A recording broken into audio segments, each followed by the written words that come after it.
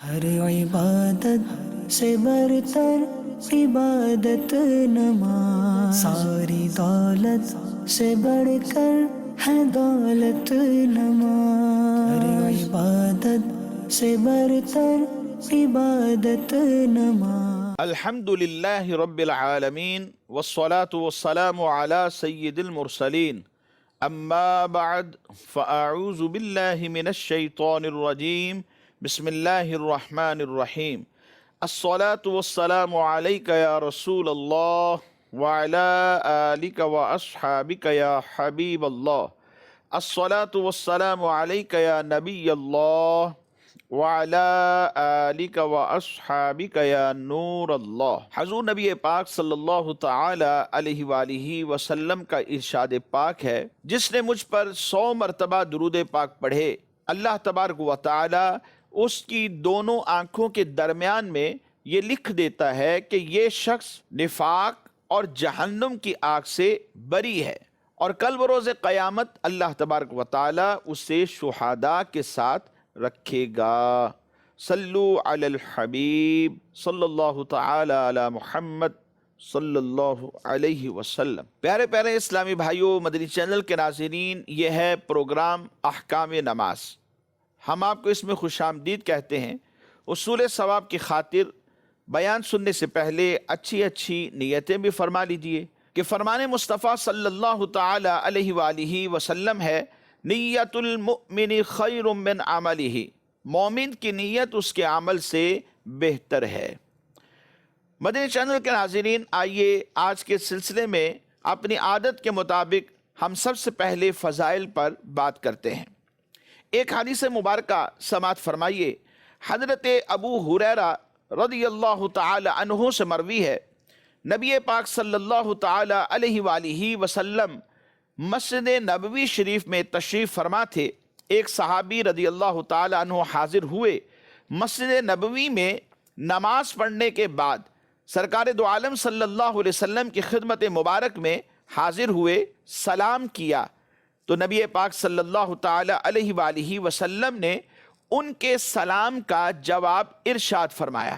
اس کے بعد حضور نبی پاک صلی اللہ علیہ وسلم فرمانے لگے کہ واپس جاؤ، نماز دوبارہ جا کر پڑھو، کیونکہ تم نے نماز نہیں پڑھی۔ تو آپ صلی اللہ تعالی علیہ وآلہ وسلم نے جب ان سے یہ کہا تو وہ واپس گئے، جا کر کے انہوں نے دوبارہ نماز پڑھی۔ تو نماز پڑھنے کے بعد نبی پاک صلی اللہ علیہ وسلم کی خدمت میں حاضر ہو گئے، انہوں نے سلام کیا تو سرکار دو عالم صلی اللہ علیہ وسلم نے جواب بھی دیا، اور پھر وہی جملہ ارشاد فرمایا جو آپ اس سے پہلے ارشاد فرما چکے تھے، اور آپ نے فرمایا کہ جا کر نماز پڑھو، کیونکہ تم نے نماز نہیں پڑھی۔ فَإِنَّكَ لَمْ تُصَلِّ۔ وہ گئے، انہوں نے دوبارہ نماز پڑھی۔ اسی طرح تیسری مرتبہ بھی یوں ہی ہوا۔ تو جب تیسری مرتبہ آقا دو عالم صلی اللہ علیہ وسلم نے فرمایا ارجع فصلی فإنک لم تصلی، کہ تم واپس لوٹ جاؤ، جا کر نماز پڑھو، کیونکہ تم نے نماز نہیں پڑھی، تو اس پر وہ حضور نبی پاک صلی اللہ علیہ وسلم کی بارگاہ میں عرض گزار ہوئے، والذی بعثک بالحق ما احسن غیرہ فعلمنی، کہ یا رسول اللہ صلی اللہ علیہ وسلم، اس ذات پاک کی قسم جس نے آپ کو حق کے ساتھ بھیجا ہے، میں اس سے بہتر نہیں پڑھ سکتا، یعنی جو میرے علم کے مطابق تھی وہ میں نے ادا کی ہے، آپ مزید مجھے نماز کا طریقہ ارشاد فرما دیجئے، فعلمنی، یعنی مجھے سکھا دیجئے کہ میں کیسے نماز پڑھوں۔ تو نبی پاک صلی اللہ علیہ وسلم نے جانتے ہیں کیا ارشاد فرمایا۔ حضور فرمانے لگے اذا قمت الی الصلاۃ، کہ جب تم نماز پڑھنے کا ارادہ کرو تو کامل وضو کرو، پھر قبلے کی طرف منہ کرو اور تکبیر کہو، اللہ اکبر۔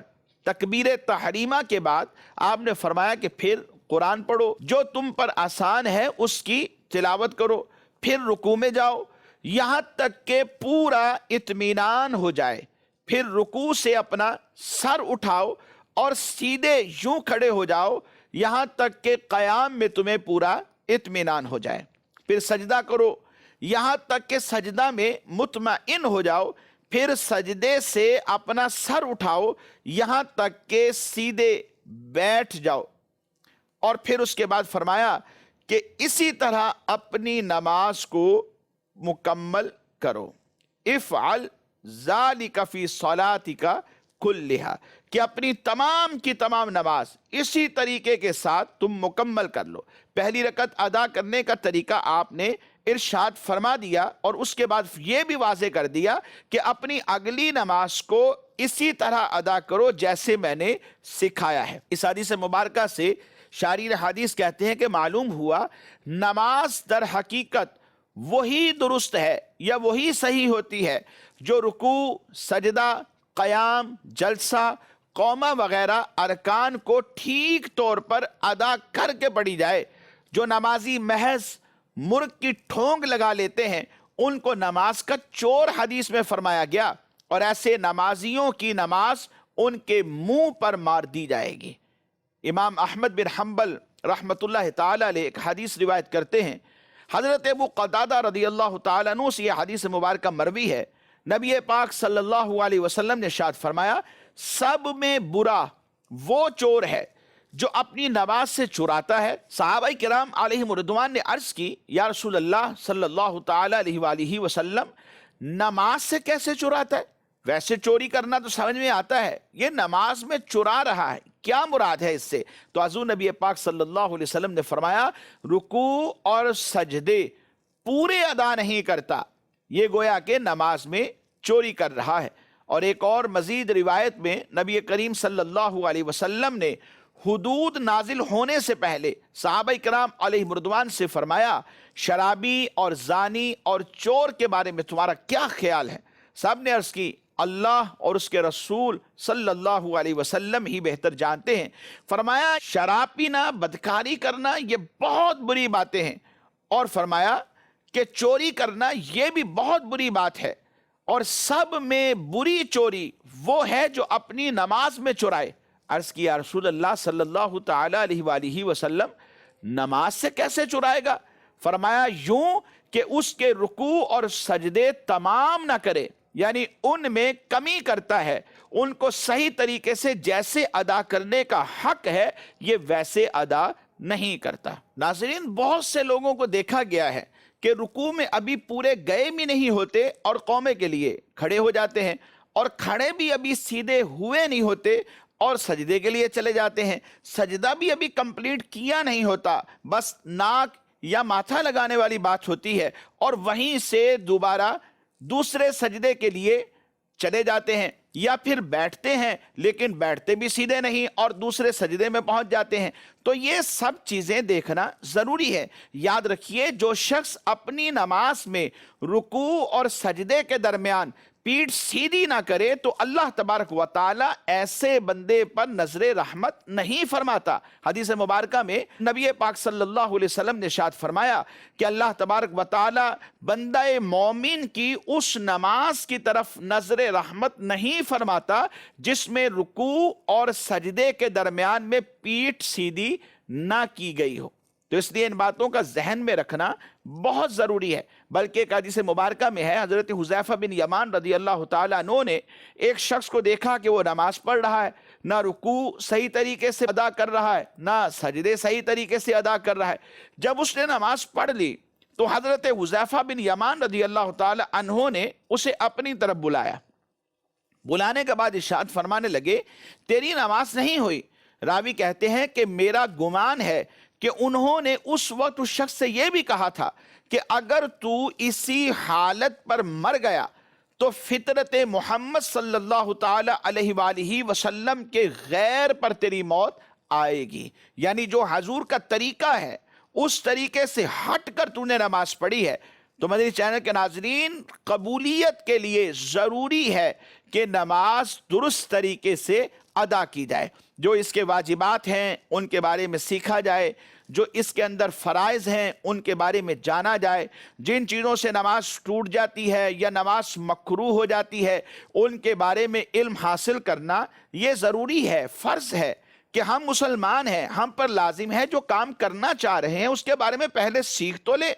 نماز ہم پر فرض ہے، اور نماز وہ فرض ہے کہ قیامت کے روز حقوق اللہ میں سب سے پہلے اس کے بارے میں سوال کیا جائے گا۔ نماز اگر درست ہوئی تو کامیاب ٹھہرے گا، اور اگر نماز درست نہ ہوئی تو خائب و خاسر ہو جائے گا، نامراد ٹھہرے گا۔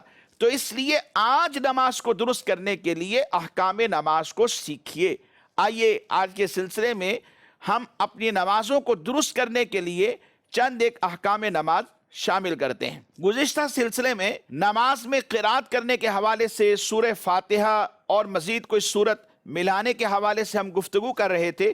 مزید آج بھی اسی گفتگو کو آگے جاری رکھتے ہیں۔ آئیے پہلا ایک مسئلہ آج کے سلسلے میں ہم شامل کرتے ہیں۔ نماز وتر کی تیسری رکعت میں سورہ فاتحہ پڑھی اور پھر اس کے بعد سورت ملانی تھی اور دعائے قنوت بھی پڑھنی تھی، لیکن بھول گئے اور رکوع میں چلے گئے۔ رکوع میں جانے کے بعد یہ یاد آ گیا کہ سورہ فاتحہ کے بعد کوئی سورت نہیں پڑھی۔ اب آخر میں سجدہ سہو کر لیا تو کیا اس سے نماز ہو جائے گی یا نہیں؟ وتر کی تیسری رکعت میں بھی مطلقاً قرات کرنا یہ فرض ہے، جبکہ مکمل سورہ فاتحہ کے بعد سورت ملانا یا قرآن پاک کی ایک بڑی آیت جو 3 چھوٹی آیات کے برابر ہو یا 3 چھوٹی آیت پڑھ لینا، اور اسی طرح دعائے قنوت اس کے اندر پڑھنا تیسری رکعت میں، یہ واجب ہے۔ سورت ملانا اگر بھول گیا اور اسی رکعت کے رکوع میں یا رکوع کے بعد سجدے میں جانے سے پہلے یاد آ جائے تو پھر واجب ہے کہ قیام کی طرف لوٹے، دعائے قنوت پڑھنے کے بعد دوبارہ رکوع کرے، پھر آخر میں اگر سجدہ سہو کر لے تو اس کی نماز ہو جائے گی، اور اگر دوبارہ رکوع نہ کیا تو تب بھی نماز نہیں ہوگی۔ یعنی دوبارہ رکوع بھی کرنا یہ ضروری ہے، آخر میں سجدہ سہو کر لیں گے تو نماز ہو جائے گی۔ اور اگر سجدے سے پہلے یاد آنے کے باوجود نہ لوٹے، یعنی حکم یہ تھا، واجب یہ تھا کہ واپس لوٹیں اور پھر کوئی سورت پڑھیں اور پھر اس کے بعد قنوت پڑھنے کے بعد دوبارہ رکوع کریں، لیکن واپس نہیں لوٹے، تو یہ قصدن گویا کہ واجب کو ترک کر دیا، اور قصدن ترک واجب لازم آنے کی بنا پر بندہ گناہگار تو ہوا ہی ہوا اور اس کی توبہ بھی لازم ہے، اس کے ساتھ ساتھ سجدہ سہو سے اس کی تلافی بھی نہیں ہوگی۔ اب اس نماز کو دوبارہ پڑھنا یہ لازم ہو جائے گا۔ ہاں، اگر یہ جو یاد آیا ہے کہ میں نے سورت پڑھنی ہے، اگر یہ سجدے میں پہنچ کر یاد آتا تو اب لوٹنا واجب نہیں، بلکہ ایسی صورت میں آخر میں سجدہ سہو کر لینے سے نماز ہو جائے گی۔ مزید ایک اور سوال شامل سلسلہ کرتے ہیں۔ اگر کوئی شخص نماز کی پہلی رکعت میں سورہ فاتحہ کے بعد سورہ اخلاص پڑھے، دوسری رکعت کے اندر بھی سورہ فاتحہ کے بعد سورہ اخلاص پڑھے، یعنی دونوں ہی رکعتوں کے اندر ایک ہی سورت کی تلاوت کرتا ہے، سورہ فاتحہ پڑھنے کے بعد سورہ اخلاص، یا سورہ فاتحہ پڑھنے کے بعد سورہ فلق، یا سورہ فاتحہ پڑھنے کے بعد سورہ ناس، کوئی بھی سورت ہو اسی کی تلاوت دونوں رکعتوں میں کر دیتا ہے، تو کیا ایسا کرنے سے نماز درست ہو جائے گی یا نہیں؟ فرض کی دونوں رکعتوں میں یا نفل کی دونوں رکعتوں میں ایک ہی سورت پڑھنے سے نماز درست ہو جائے گی، البتہ فرضوں میں بلا عذر ایسا کرنا یہ مکروہ تنزیہی ہے، خلاف اولیٰ ہے۔ ہاں، اگر کوئی عذر ہو، مثال کے طور پہ یاد ہی اس کو یہ ایک سورت ہے، سورہ اخلاص یاد کر سکا، تو اب یہ چونکہ یاد ہی ایک سورت ہے اور عذر ہے اس کا، تو اب اگرچہ یہ ہر رکعت کے اندر سورہ اخلاص ہی سورہ فاتحہ کے بعد پڑھے تو شرعاً کوئی حرج نہیں، یہاں پر کراہت تنزیہی بھی لازم نہیں آئے گی۔ البتہ اگر اور صورتیں بھی یاد ہیں تو پھر دونوں رکعتوں میں الگ الگ صورتیں پڑھنی چاہیے اور ترتیب کا لحاظ رکھنا بھی ضروری ہے۔ ہاں، اگر یہ نماز نفل ہے تو نفل نماز میں عذر سے ہو یا بغیر عذر کے ہو، ہر رکعت کے اندر اگر وہی ایک ہی سورت کی تلاوت کرتے ہیں تو شرعاً اس میں کوئی حرج نہیں ہے، نماز بلا کراہت ہو جاتی ہے، کراہت تنزیہی بھی یہاں پر لازم نہیں آتی۔ تو فرضوں کے اندر صورتیں اگر اور یاد ہیں تو بدل بدل کر پڑھیں، ترتیب کا بھی لحاظ رکھیں، اور اگر عذر ہے یعنی یاد ہی نہیں ہے تو کوئی حرج نہیں۔ نفل میں یاد ہونے کے باوجود اگر ایک ہی صورت پڑھتے ہیں تو تب بھی کوئی حرج لازم نہیں آتا۔ اسی حوالے سے ایک اور مسئلہ آج کے سلسلے میں شامل کرتے ہیں۔ فرضوں کی تیسری اور چوتھی رکعت میں سورہ فاتحہ کے بعد کوئی صورت نہیں ملانی ہوتی۔ اگر کسی نے بھول کر فرضوں کی تیسری اور چوتھی رکعت میں سورہ فاتحہ کے بعد کوئی سورت ملا لی تو سجدہ سہو لازم ہوگا یا نہیں؟ فرضوں کی تیسری اور چوتھی رکعت میں سورہ فاتحہ کے بعد کوئی سورت ملانا یہ مکروہ تنزیہی ہے، یعنی خلاف اولیٰ ہے، نہ ملانا یہ بہتر ہے۔ اگر کسی نے ملا لی تو اس کی نماز تب بھی ہو جائے گی، صرف اور صرف یہ کہیں گے کہ نماز خلاف اولیٰ ہے، کوئی سجدہ سہو بھی لازم نہیں آتا۔ اچھا، ایک بات اور بھی یہاں پر ذہن میں رہے کہ کراہت کا یہ جو حکم دیا جا رہا ہے کہ یہ کراہت تنزیہی ہے، یہ جو حکم دیا جا رہا ہے یہ صرف امام کے بارے میں ہے۔ منفرد یعنی جو اکیلا نماز پڑھ رہا ہے اس کے لیے یہ حکم نہیں ہے، بلکہ سورہ فاتحہ کے بعد اسے چاہیے کہ ساتھ میں اور بھی کوئی سورت ملا لے، اس کے لیے کراہت نہیں، بلکہ علماء نے لکھا کہ منفرد یعنی اکیلے نماز پڑھنے والے کے لیے فرضوں کی تیسری اور چوتھی رکعت میں سورت ملا لینا ایک مستحب عمل ہے، بہت اچھا عمل ہے۔ تو جو اکیلے نماز پڑھ رہا ہے وہ ملا لے، امام کو چاہیے کہ اس سے پرہیز کرے۔ مزید ایک اور سوال شامل سلسلہ کرتے ہیں۔ سوال اس طرح ہے کہ نماز میں سورہ فاتحہ کے بعد 3 چھوٹی آیات کو پڑھنا یا ایک بڑی آیت جو چھوٹی 3 آیات کے برابر ہو اسے پڑھنا واجب ہے۔ اب یہاں پر سوال یہ بنتا ہے کہ آیا کہ وہ جو بڑی آیت 3 چھوٹی آیات کے برابر ہوگی وہ پڑھی جو جائے گی اس کی مقدار کتنی ہے، یعنی کتنے حروف ہونے چاہیے؟ کیونکہ بسا اوقات ایسا بھی دیکھا ہے کہ صرف ایک آیہ مبارکہ، جیسے سورہ توبہ کی آیت ہے لَقَدْ جَاءَكُمْ رَسُولٌ مِّنْ أَنفُسِكُمْ عَزِيزٌ عَلَيْهِ مَا عَنِتُّمْ حَرِيصٌ عَلَيْكُمْ بِالْمُؤْمِنِينَ رَؤُوفٌ الرَّحِيمٌ، یہ آیت صرف پڑھ لی جاتی ہے تو کیا اس سے واجب ادا ہو جائے گا؟ اسی طرح سورہ حشر کی آخری آیہ مبارکہ ہے هُوَ اللَّهُ الْخَالِقُ الْبَارِئُ الْمُصَوِّرُ لَهُ الْأَسْمَاءُ الْحُسْنَى يُسَبِّحُ لَهُ مَا فِي السَّمَاوَاتِ وَالْأَرْضِ وَهُوَ الْعَزِيزُ الْحَكِيمُ۔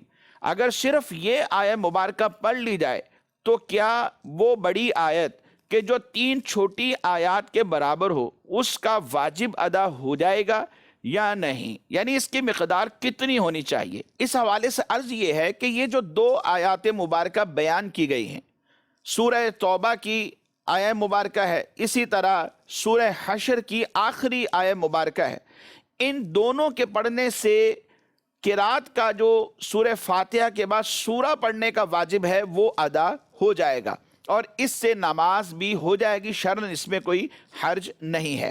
اب سوال یہ ہے کہ وہ جو بڑی آیت پڑھی جائے گی اس کی مقدار کتنے حروف ہیں؟ اس کے بارے میں علماء نے اپنی کتابوں میں لکھا کہ کم سے کم 30 حروف کی ایک آیہ مبارکہ ہونی چاہیے، جیسا کہ علامہ ابن عابدین شامی رحمۃ اللہ تعالی علیہ نے یہ آیات جو 3 ہیں فرمایا ثم نظر ثم عبس وبصر ثم ادبر واستکبر، اس کا لحاظ کرتے ہوئے کہ اس میں 30 حروف ہیں تو کم سے کم 30 حروف کی ایک بڑی آیت پڑھی جائے گی تو وہ واجب ادا ہو جائے گا۔ اگرچہ کہ امام اہل سنت امام احمد رضا خان علیہ رحمت الرحمن نے آپ نے لکھا ہے کہ 25 حروف کی بھی ایک بڑی آیت ہوگی جو 3 چھوٹی آیات کے برابر بن جاتی ہے، اس سے بھی یہ واجب ادا ہو جائے گا۔ لیکن اس کے باوجود احتیاط پھر بھی یہی ہے کہ ایسی بڑی آیت یا چھوٹی 3 آیات جن میں 30 حروف ہوں وہ پڑھنی چاہیے، لہٰذا اس کا خیال کر لیا جائے کہ 3 چھوٹی آیات کے برابر جو بڑی آیت پڑھی جائے گی اس میں کم سے کم 30 حروف ہونے چاہیے، تو اس سے واجب ادا ہو جائے گا۔ مزید ایک اور سوال شامل سلسلہ کرتے ہیں۔ سجدہ سہو اگر واجب ہو جائے، اب آخری قاعدہ میں سجدہ سہو جب کریں گے تو کیا صرف التحیات کلمہ شہادت تک پڑھنے کے بعد سلام پھیر کر سجدہ کر لیا جائے گا، یا پھر درود پاک بھی پڑھنا لازم ہے؟ اس حوالے سے عرض یہ ہے کہ سجدہ سہو سے پہلے جو قاعدہ کیا جائے گا اس میں التحیات اور ساتھ میں درود پاک پڑھ کر سجدہ سہو کیا جائے، یہ بہتر ہے۔ سجدہ سہو کرنے کے بعد جب دوبارہ بیٹھیں گے تو اس میں بھی التحیات پڑھی جائے گی اور درود پاک پڑھا جائے گا، اور ساتھ میں رب اجعلنی مقیم الصلاۃ یہ والی دعا بھی پڑھ لی جائے اور پھر اس کے بعد سلام پھیر دیں۔ لیکن اگر کوئی شخص صرف اتحیات پڑھ کر سجدہ سہو کا سلام پھیر دیتا ہے اور سجدہ سہو کرنے کے بعد بیٹھ کر پھر دوبارہ اتحیات، درود پاک اور دعا پڑھ لیتا ہے تو شرعاً اس میں بھی کوئی حرج نہیں ہے۔ البتہ بہتر وہی ہے کہ سجدہ سہو سے پہلے اتحیات کے ساتھ درود ابراہیمی بھی پڑھا جائے۔ مدنی چینل کے ناظرین، آئیے آج کے سلسلے میں ہم چند ایک ریکارڈڈ سوال بھی شامل کر لیتے ہیں۔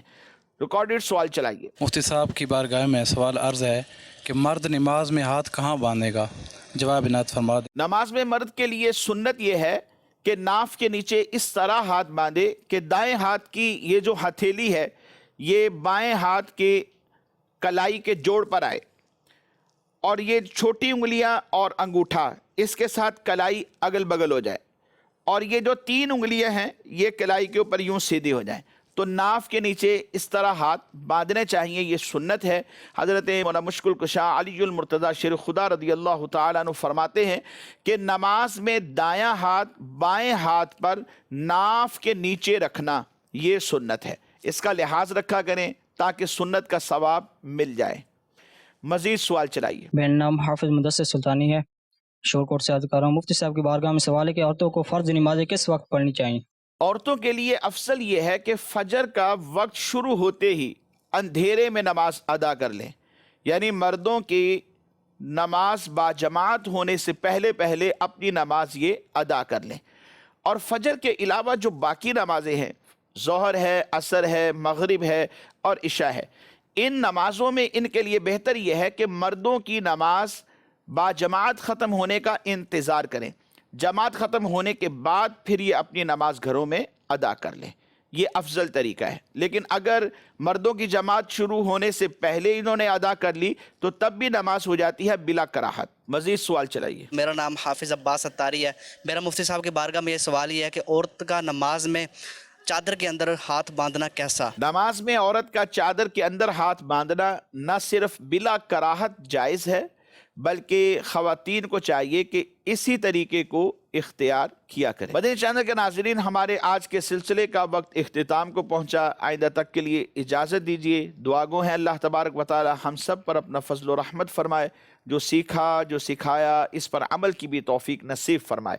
آمین بجاہ النبی الامین صلی اللہ تعالی علیہ وآلہ وصحابہ وبارک وسلم۔ ہر عبادت سے برتر عبادت نماز، ساری دولت سے بڑھ کر ہے دولت نماز، ہر عبادت سے برتر عبادت نماز۔